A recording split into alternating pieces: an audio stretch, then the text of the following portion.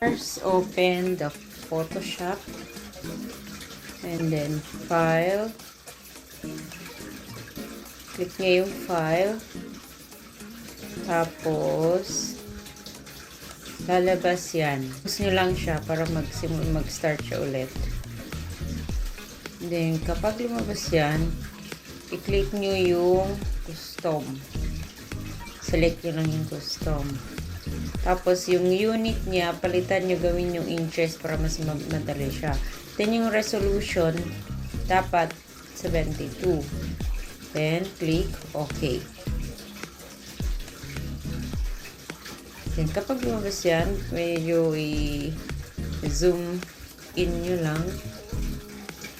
Okay, then, click image, then, canvas, tapos, pwede nyo lang palitan yan size. So, kung gagawa kayo ng 2x3, magiging 24 inches yung width niya. Tapos, yung height niya, magiging 36 inches.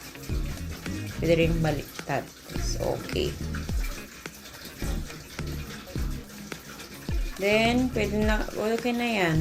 Pwede na kayong gagawa ng tarpaulin ninyo. Ay, tarpaulin layout na 2x3. So, kunyari, insert tayo ng background, picture.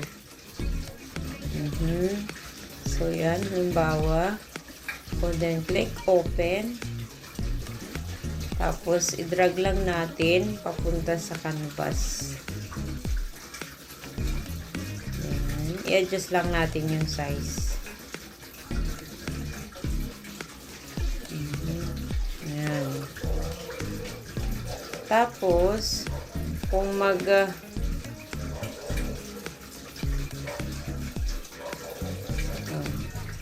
tapos kung sakaling mag-insert tayo ng text, yan.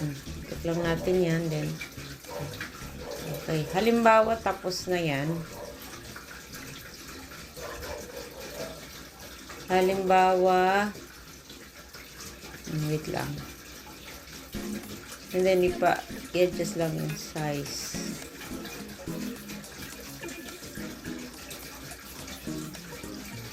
O, halimbawa, okay na yan. Tapos na yung start mo. So, ang gagawin mo ngayon, i-save mo. Click file, save as. Tapos, i-save mo lang siya as JPEG. Save as JPEG. Okay. Tapos, yun na. Okay na. Maganda kasi kapag magpa-print ka ng tart, naka-layout na siya. Nakaset na siya as the size na gusto mo. So, halimbawa, magpa-print ka ng 2x3. So, dapat naka-size siya sa 2x3. And then, okay na. So, yun lang.